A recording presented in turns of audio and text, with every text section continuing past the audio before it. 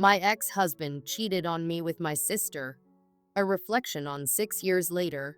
It's hard to believe it's been 6 years since my world was turned upside down. 6 years since I found out my ex-husband had cheated on me with my sister. Recently, I received an unexpected email from him that brought back a flood of painful memories, forcing me to revisit the darkest moments of my life. Now, as a 33-year-old woman, I can reflect on how far I've come and the journey that led me to this point. I first met my ex-husband, Dan, when I was just 18 years old, celebrating my birthday at a local restaurant. I remember the excitement of that day vividly, the feeling of hope and anticipation that comes with youth. Dan was charming and mature, and from the moment we started talking, I felt a connection. He made me feel special and loved in a way I had never experienced before. He was everything I thought I wanted: kind, attentive, and supportive. To give you some context, I grew up in a dysfunctional family. My parents constantly fought, and my childhood was marked by chaos and uncertainty. My father often disappeared for months at a time, leaving my mother to shoulder the burden alone. His sudden passing when my sister, Abby, was born left a significant void in our lives. After his death, my mother seemed to shower Abby with affection, almost to the point of favoritism. While my mother did her best to provide for me, I often felt neglected and overshadowed by my sister. As I navigated my tumultuous upbringing, Dan became my anchor. His presence filled the gaps in my emotional landscape. He was not only my boyfriend, he became my confidant and protector. He took me on long drives, showered me with thoughtful gifts, and made me feel like I was the only person in the world. I felt complete when I was with him. After 4 years of dating, we decided to get married.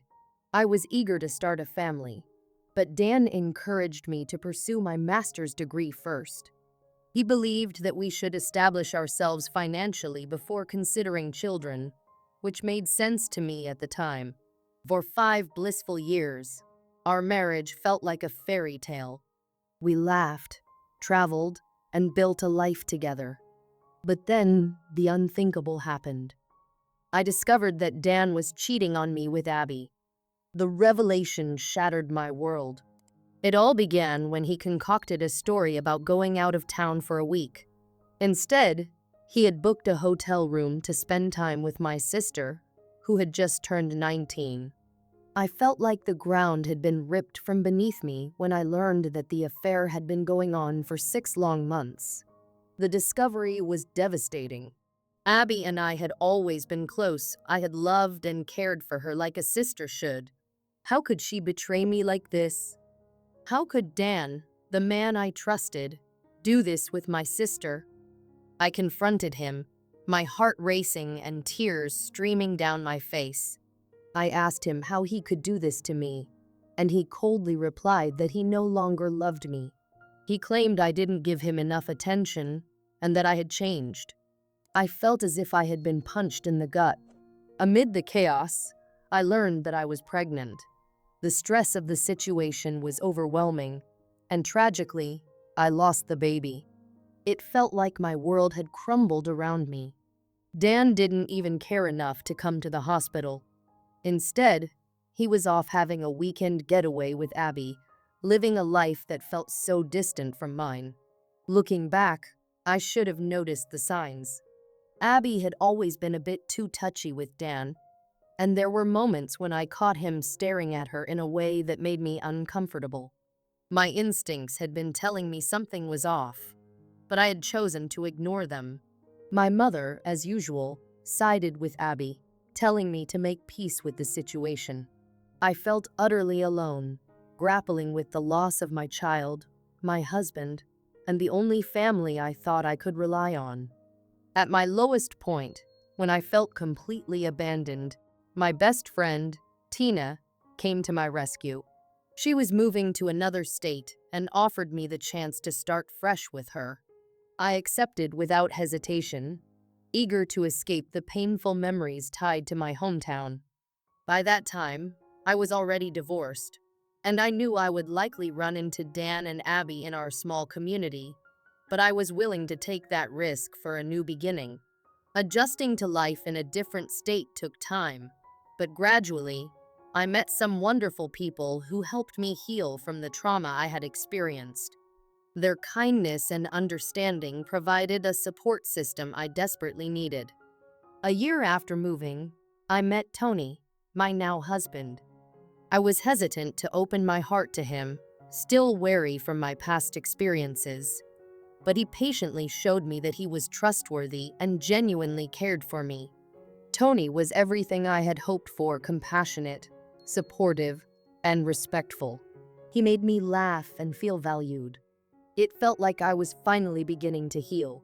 We got married a year ago, and I was thrilled to discover I was pregnant with our first child. For the first time in a long while, I felt a sense of hope and happiness. Then, out of the blue, I received an email from Dan.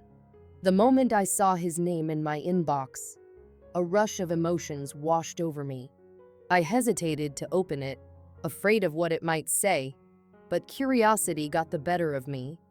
As I read his words, I was transported back to a time I thought I had left behind.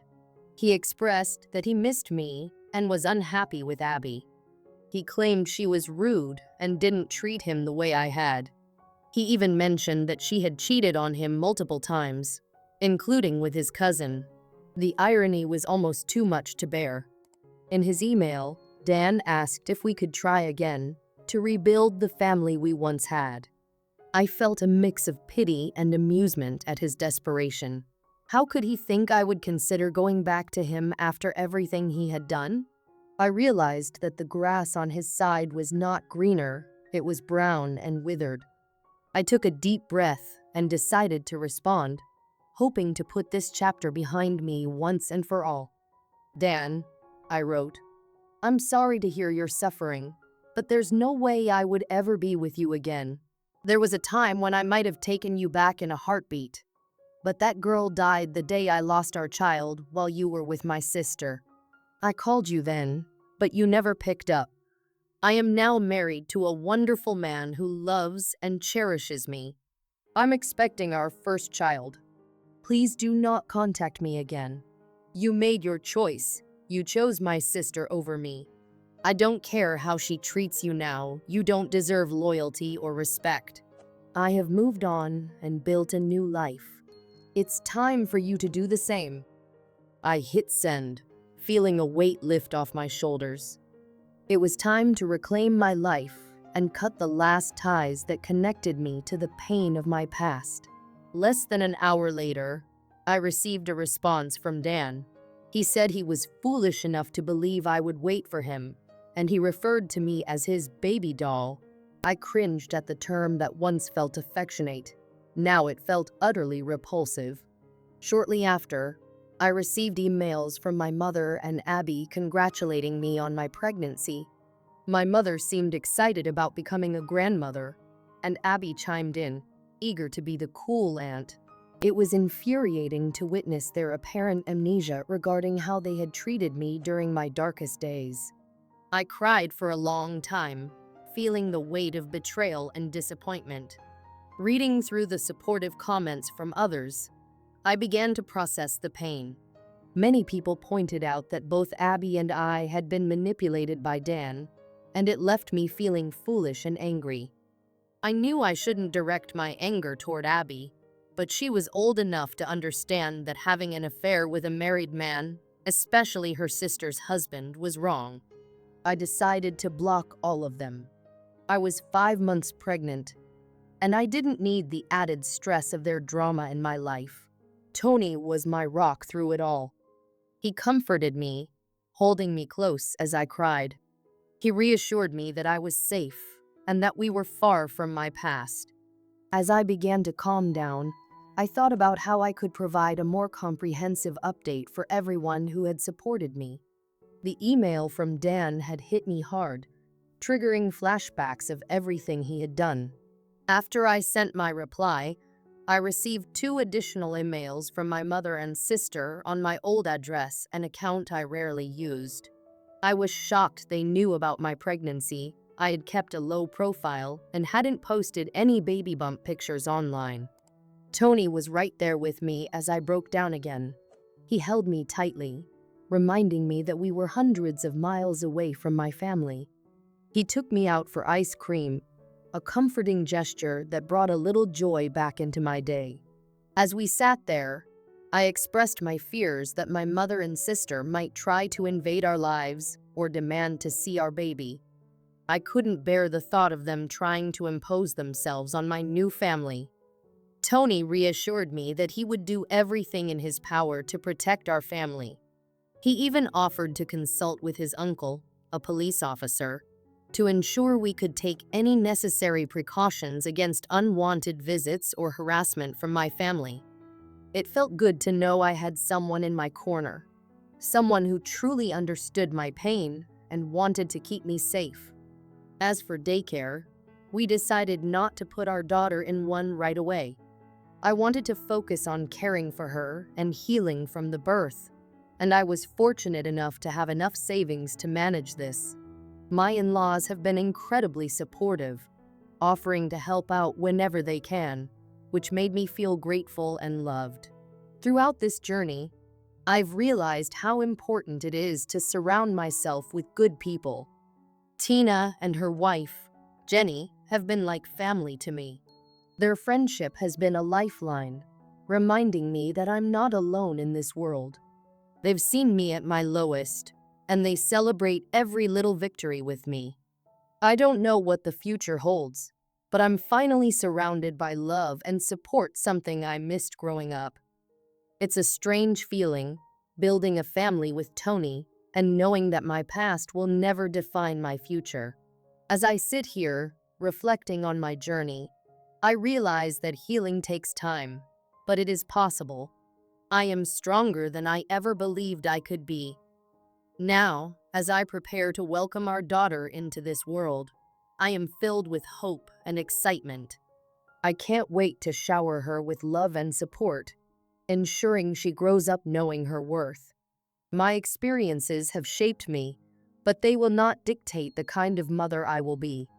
I'm grateful for the lessons learned through my pain, and I'm ready to embrace this new chapter in my life. With Tony by my side, I know we'll create a beautiful life together.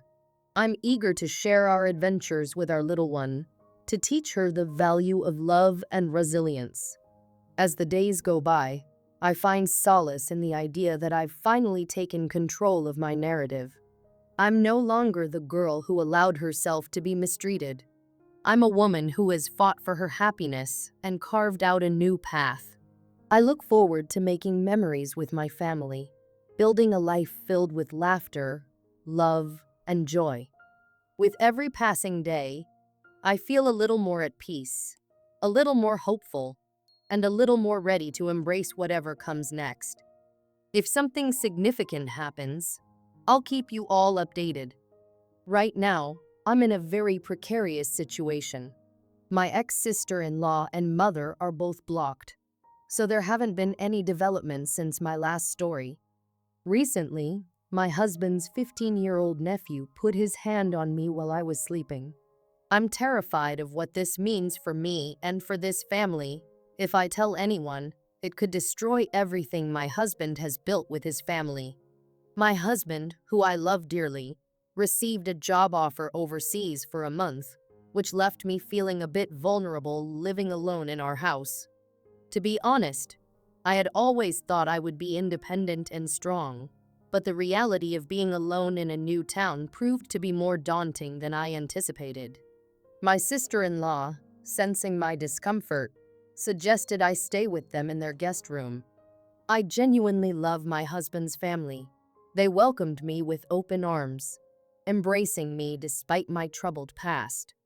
Growing up in a broken home left me with scars that I thought would never heal, but they offered me warmth and acceptance. His family is large and loving, especially his oldest sister, who is 47. She has always been supportive of me, treating me like one of her own. My husband and I are both in our 30s, he's 32, and I'm 41. But I felt like the age difference didn't matter in the context of family. When I moved to this small town, it felt good to be part of something bigger than myself, to be enveloped in a family that genuinely cared for me.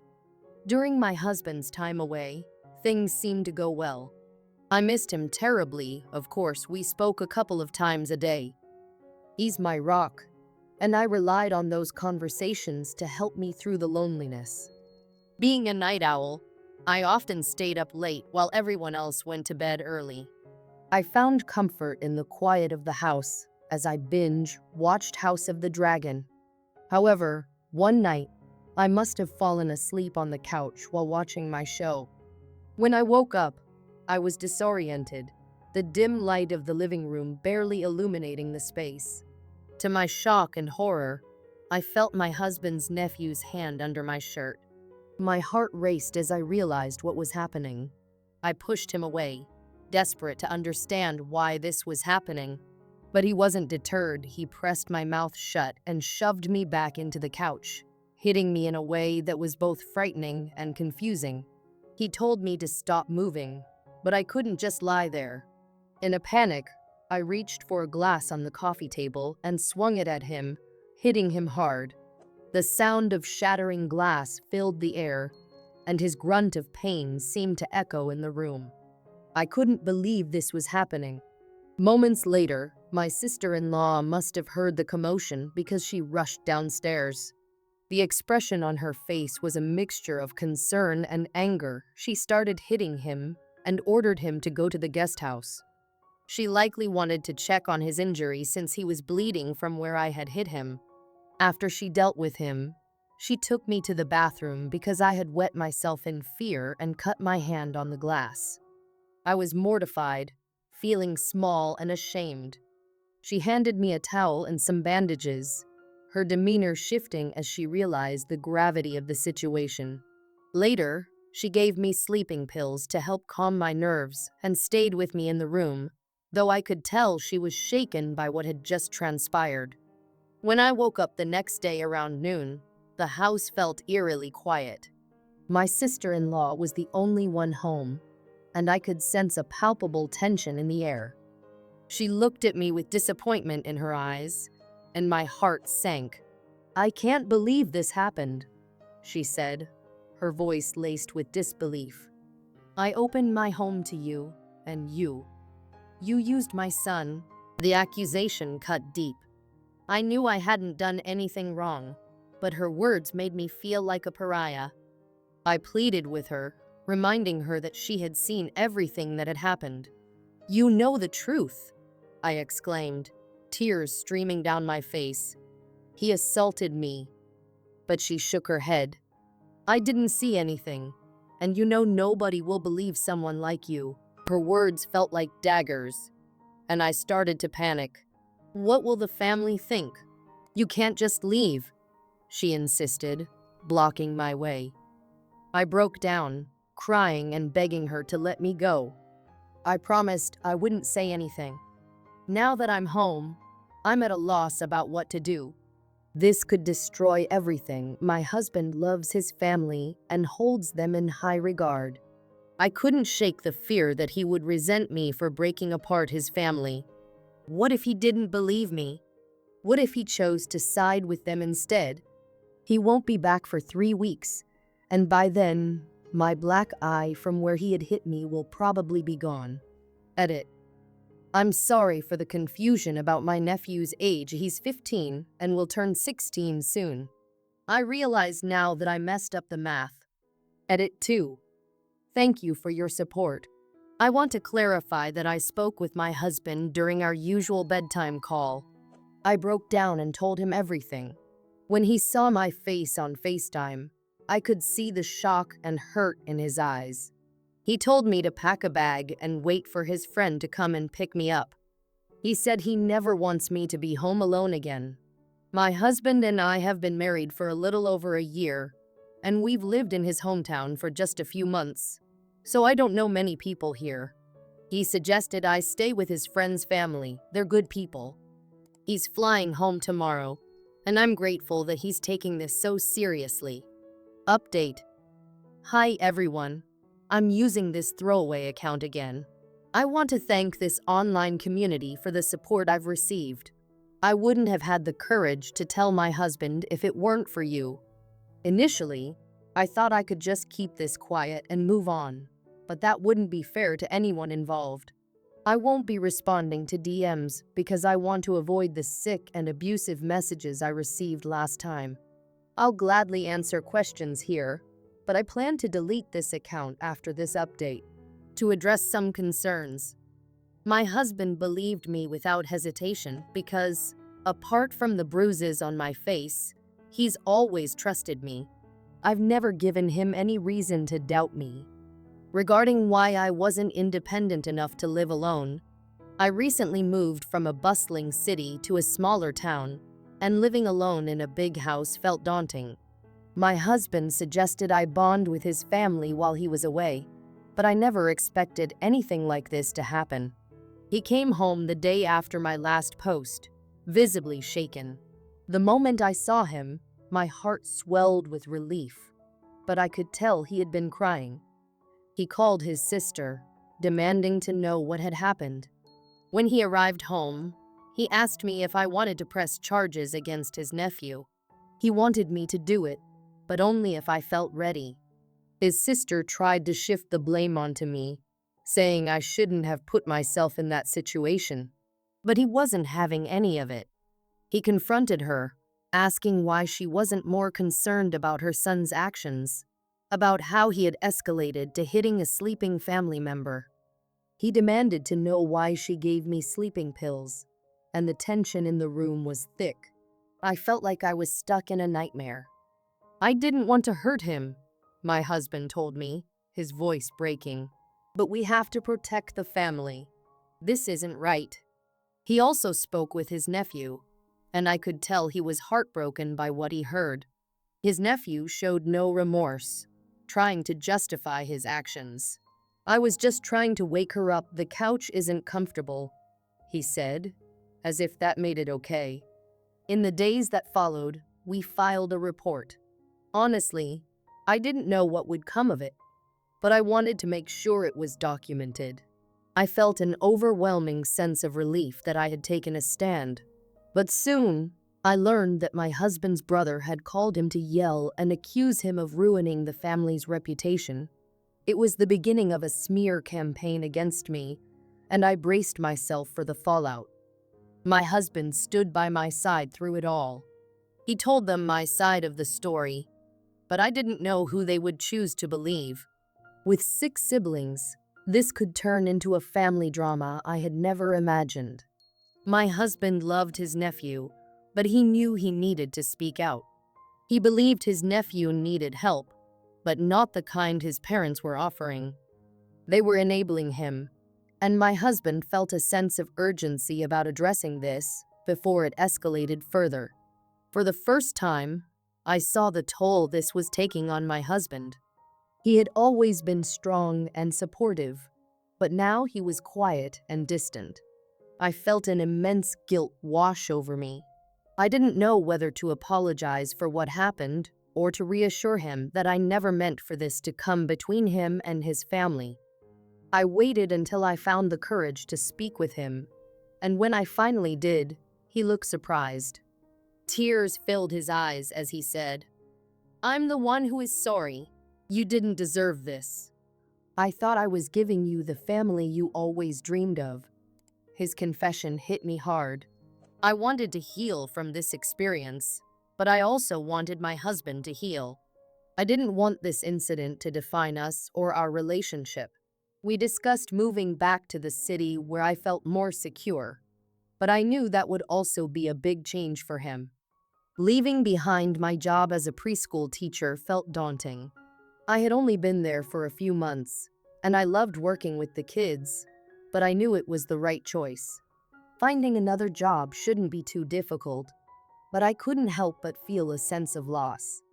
As the days turned into weeks, I found myself grappling with the aftermath. My husband supported me, but I noticed the strain in our relationship. We both loved each other, yet the emotional burden weighed heavily on us. I often reflected on the family dynamics at play. How could a family that had once embraced me turn so hostile? But I also remembered the love they had shown me and hoped that, with time, healing would come. I still wanted a relationship with my husband's family, but I didn't know how to rebuild that trust after everything that had happened. As we continued to navigate this situation together, I held on to hope. We would overcome this, and maybe one day, I would feel safe enough to be part of the family again. But for now, I needed to focus on healing myself and finding my strength. Thank you all again for your support. I don't think I'll be posting again. I just want to heal and move on. This journey has been incredibly difficult, but I know that with my husband by my side, we can face whatever comes next.